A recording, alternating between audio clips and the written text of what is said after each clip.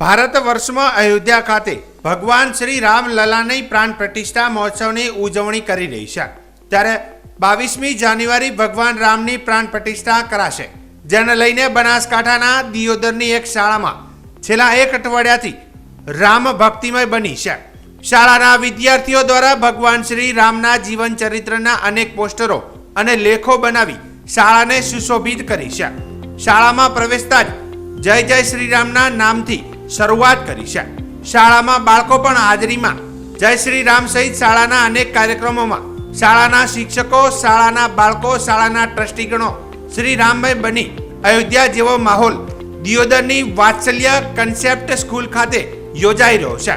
ત્યારે આજે શાળામાં કેજી વર્ગના બાળકોએ શ્રી રામના વિવિધ પાત્રો, રામાયણની વિવિધ પાત્રોની વેશભૂષા કરી દિયોદરના વિવિધ માર્ગો પર શોભાયાત્રા યોજાઈ હતી। શાળાના પ્રાંગણમાં રામલલાના કાર્યક્રમ યોજાયો। આ રીતે 22મી જાન્યુઆરી સુધી આ શાળામાં બાળકો સહિત શિક્ષકો તેમજ ટ્રસ્ટીઓ રામમય બની અનેક કાર્યક્રમો યોજશે।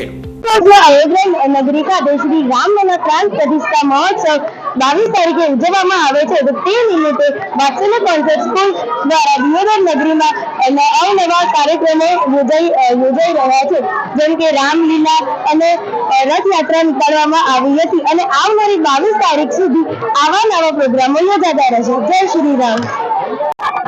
ભારત વર્ષે અયોધ્યામાં રામલલા મહોત્સવ 22મી તારીખે યોજાઈ રહ્યો છે। એમાં દિયોદરમાં અમારી વાત્સલ્ય કોન્સર્ટ સ્કૂલમાં 5 દિવસથી લગાતાર અવનવા પ્રોગ્રામો થઈ રહ્યા છે। કેજી વાળા અમારા નાના છોકરાઓ રથયાત્રા કરી, અહીંયા રામલીલા ઉજવી, એમ કરી બહુ બધા વાલી મિત્રો પણ અમારી સાથે જોડાયા છે અને આખું વાતાવરણ રામમય બની ગયું છે અને આવનારી 22 તારીખ સુધી આવા નવા અવનવા પ્રોગ્રામો થતા રહેશે। કલગી ઠક્કર।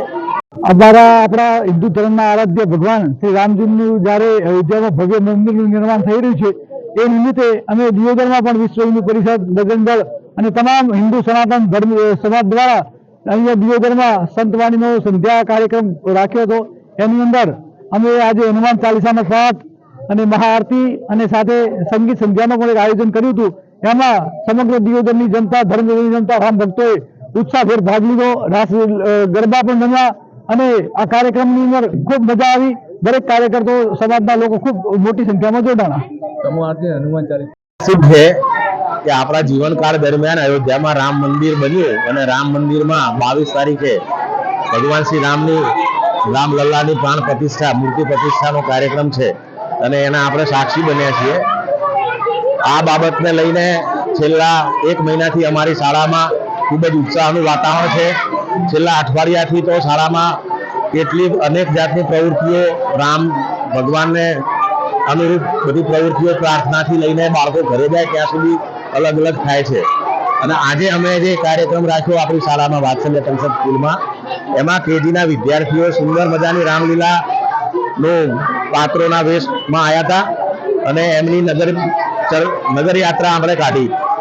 આપણે દિયોદરનું સમગ્ર નગરમાં અમે ઊંટલારીમાં, શણગારેલી ઊંટલારીમાં કેજીના વિદ્યાર્થીઓને બેસાડીને રામના નારા બોલતા બોલતા સમગ્ર દિયોદરમાં આપણે નગર યાત્રા કરી અને સ્કૂલમાં આવીને સુંદર રામલીલાનો પાત્રનો અભિનય બાળકોએ કર્યો અને 1 થી 8ના વિદ્યાર્થીઓ રામાયણના અલગ અલગ પ્રસંગોને અનુરૂપ પોતાના ઘેરથી એમના ચાર્ટ બનાવીને લાયા છે અને એ જે ચાર્ટનું ચિત્ર પ્રદર્શન છે એ અત્યારે આપણે રાખેલું છે અને દરેક વિદ્યાર્થી એના ચાર્ટમાં એને જે પ્રસંગ દોર્યો છે એનું વર્ણન કરે છે અને અલગ અલગ 125 થી 150 જેટલા ચાર્ટનું પ્રદર્શન આપણે નિહાળીએ તો સમગ્ર રામાયણના તમામ પ્રસંગો એમાં આવી જાય છે।